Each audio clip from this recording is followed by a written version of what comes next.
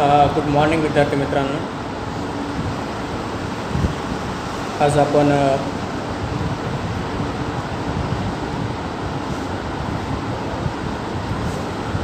संस्थात्मक वित्त व्यवस्थापनाची ओळख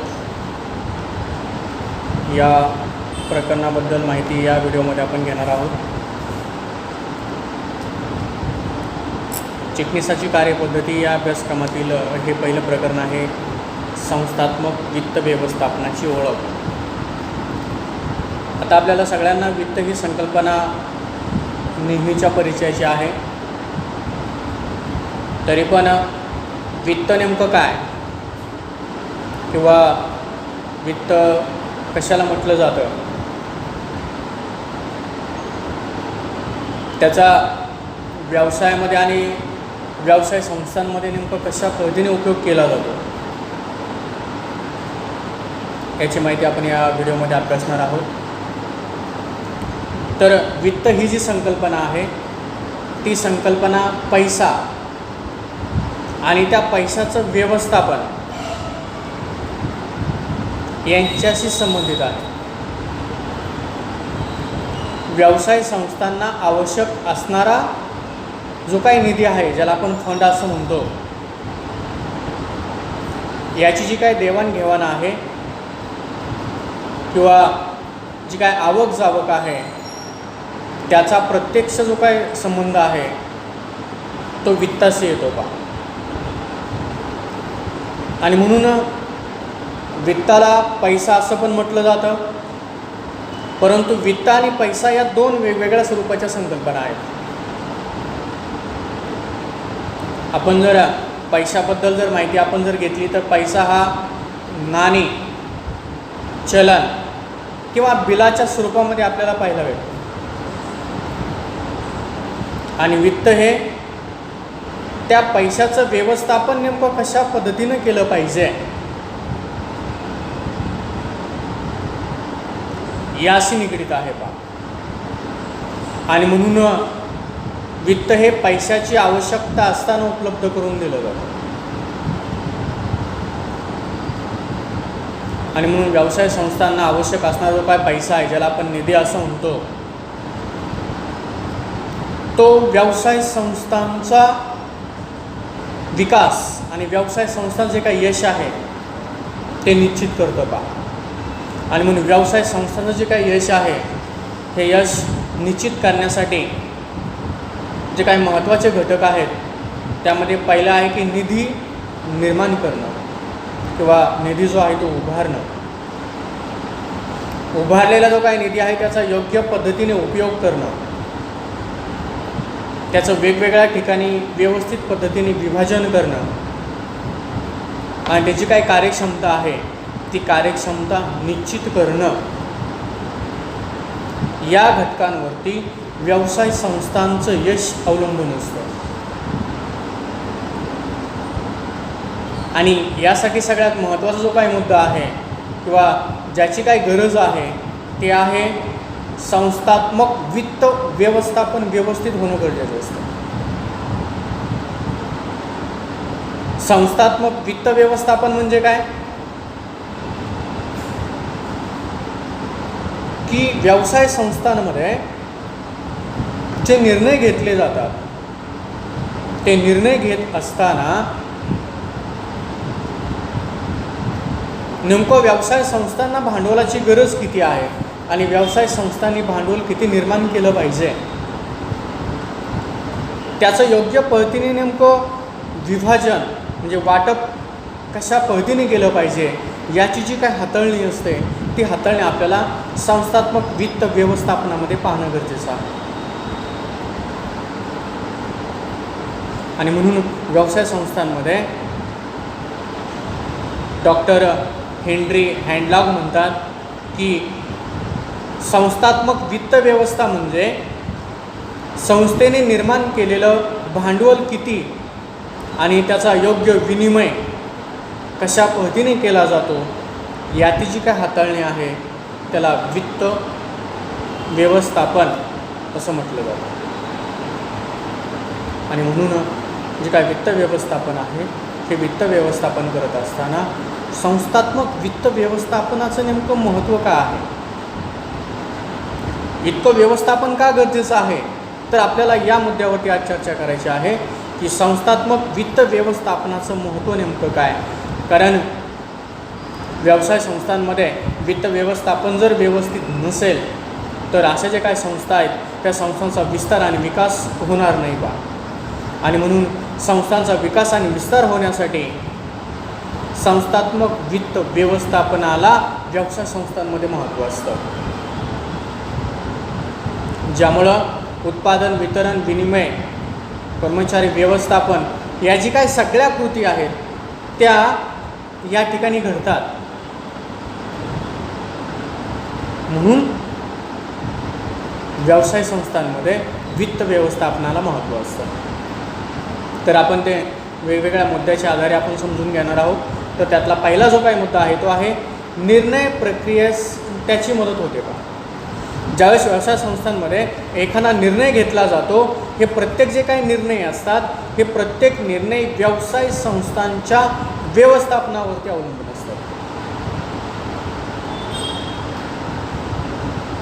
आणि म्हणून व्यवसाय संस्थांमध्ये निर्णय घेतले जातात ते निर्णय हे निधी उपलब्धतेवरती अवलंबून असतात. निधी म्हणजे पैशाच्या निर्मितीवरती अवलंबून असतात.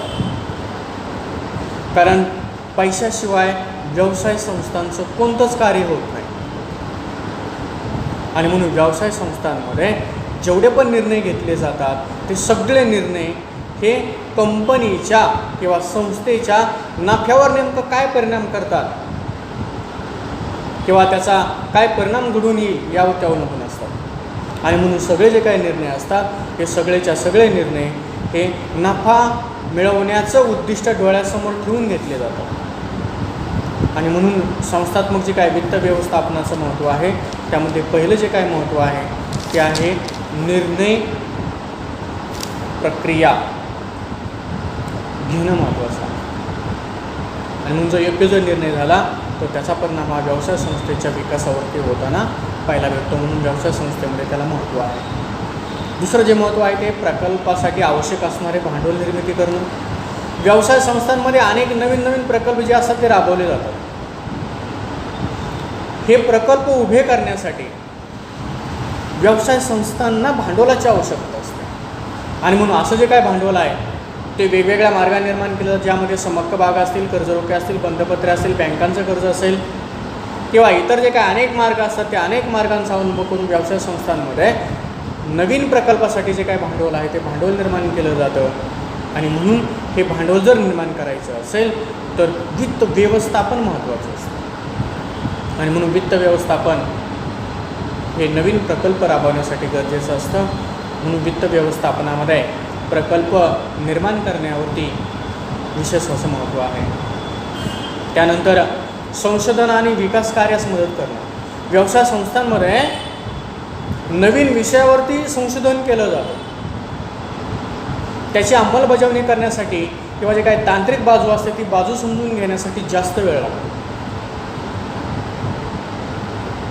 आणि मग या कालावधीसाठी संशोधनाचा कालावधी हा जास्त असतो.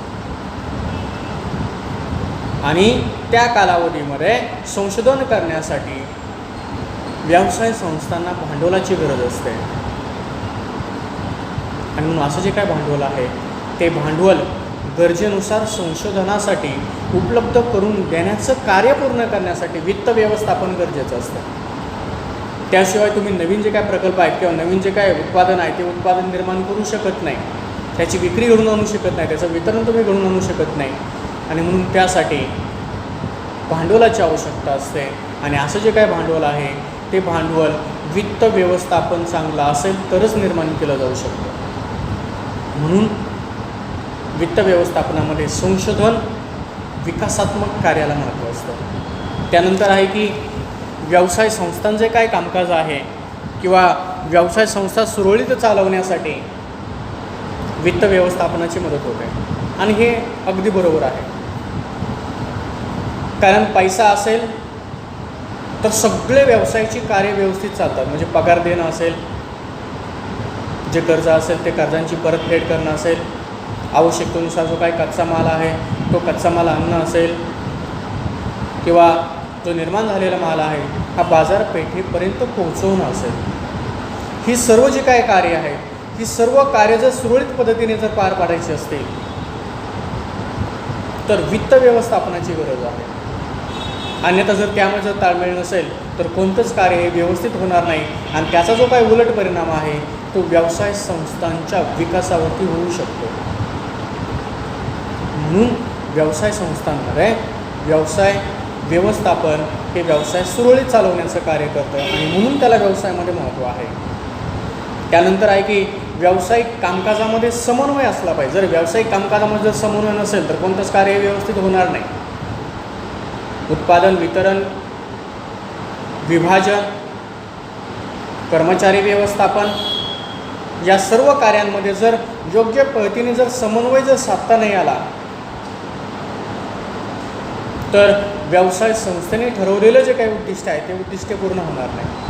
आणि म्हणून व्यवसाय जे काही उद्दिष्ट आहे ते पूर्ण करण्यासाठी व्यावसायिक कामकाजामध्ये समन्वय असला पाहिजे. उदाहरणार्थ व्यवसायामध्ये अनेक अधिकारी असतात किंवा व्यवस्थापक, वित्त व्यवस्थापक, सहव्यवस्थापक या सर्वांनी हाताखाली काम करणाऱ्या एखाद्या कर्मचाऱ्याला जर सर्वांनी मिळून जर वेगवेगळी जर कामं सांगितली तर तो कर्मचारी ते काम व्यवस्थित करणार नाही पहा. परंतु सगळ्यांनी मिळून जर एक जर काम त्याला व्यवस्थित जर सांगितलं तर तो काम तो व्यवस्थित करू शकतो. आणि म्हणून त्यासाठी गरज आहे ती योग्य समन्वयाची. जर योग्य जर समन्वय असेल तर कोणतंही कार्य व्यवस्थित चालू शकतं. ते उदाहरण आपण आपल्या फॅमिलीबद्दलही घेऊ शकतो. आपल्या फॅमिलीबद्दलमध्ये जर योग्य जर व्यवस्थापन असेल तरच ती जी काय फॅमिली आहे ती व्यवस्थित पद्धतीने आपलं जे काय कार्य आहे ते पूर्ण करू शकते, आनंदित राहू शकते. अन्यथा राहणार नाही. आणि म्हणून व्यवसायामध्ये कोणतंही जे काही कार्य आहे ते कार्य करण्यासाठी त्यामध्ये समन्वयाची आवश्यकता असते आणि ते वित्त व्यवस्थापनामुळे निर्माण केलं जातं. म्हणून वित्त व्यवस्थापनामध्ये समन्वयाला महत्त्व आहे. त्यानंतर आहे की व्यवसायाच्या विस्तारास प्रोत्साहन देणं. व्यवसाय जो काय विस्तार असतो तो भांडवलाच्या आवश्यकतेवरती अवलंबून असतो. त्यासाठी जे काय आधुनिक तंत्रज्ञान आहे ते व्यवसायामध्ये गरजेचं आहे. ते आवश्यकतेनुसार व्यवसायामध्ये खरेदी करावं लागतं. त्यासाठी भांडवलाची गरज असते. ते जी काय भांडवल आहे ते विस्तारासाठी निर्माण करून देणे जे काही कार्य आहे ते कार्य वित्त व्यवस्थापनामध्ये गरजेचं आहे बा. आणि मग संस्थात्मक जे काय वित्त व्यवस्थापन आहे त्या वित्त व्यवस्थापनामध्ये व्यवसाय संस्थांचा जो काय विस्तार आहे त्या विस्ताराला महत्त्व दिलं जातं. नवीन नवीन जे काय प्लॅन्ट आहे ते उभे केले जातात. त्या माध्यमातून जो काय विकास आणि विस्तार आहे तो घडून आणला जातो. म्हणून वित्त व्यवस्थापनामध्ये त्याला महत्त्व आहे. त्यानंतर आहे की व्यावसायिक जोखीम हाताळणं. व्यवसायामध्ये अनेक नवीन नवीन प्रॉब्लेम तयार होतात. कधीकधी व्यवसायामध्ये अचानकच वस्तूच्या विक्रीमध्ये घट होते, अचानकच संप होतात, अचानकच नैसर्गिक आपत्ती आली, नैसर्गिक आपत्ती येते.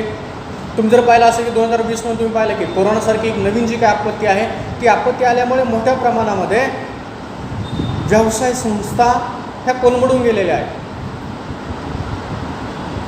व्यवसाय संस्थांना आपलं जे काही कामकाज आहे ते कामकाज करता येत नाही. कामे बंद पडतात. आणि म्हणून या परिस्थितीमध्ये काय आर्थिक जे काही व्यवस्थापन आहे ते महत्त्वाचं आहे. त्यासाठी व्यवसाय संस्थांना आर्थिक वर्षामध्ये होणार जो काही नफा असतो या नफ्याचं योग्य पद्धतीने जर नियोजन केलं तर आपत्तीच्या काळामध्ये त्याचा फायदा होऊ शकतो. आता जर आपण उदाहरण घेतलं, प्रत्येक कुटुंबामध्ये जर व्यक्तींनी जर पैसा सेव्ह करून ठेवला नसेल तर त्याचे काय परिणाम होतात हे आज प्रत्येक व्यक्तीला माहीत झालं आहे. तीच परिस्थिती व्यवसाय संस्थांमध्ये आहे. आणि म्हणून व्यवसाय संस्थांमध्ये निर्माण होणार ज्या काही जोखीमा असतात त्या जोखीमा वित्त व्यवस्थापनामुळे हाताळता येऊ शकतात. म्हणून वित्त व्यवस्थापनामध्ये जोखीम हाताळण्याला विशेष असं महत्त्व आहे. त्यानंतर आहे की जुनी जी काय मालमत्ता असते त्यामध्ये बदल करावा लागतो. व्यवसाय संस्थांमध्ये काही यंत्रसामुग्री असेल, जुनी यंत्र असतील, फर्निचर्स असेल ते बदलावं लागतं, अपडेट तंत्रज्ञान आणावं लागतं. त्यासाठी जे काही नवीन जे काही बदल असतात ते बदल वित्त व्यवस्थापनामुळे शक्य होतात.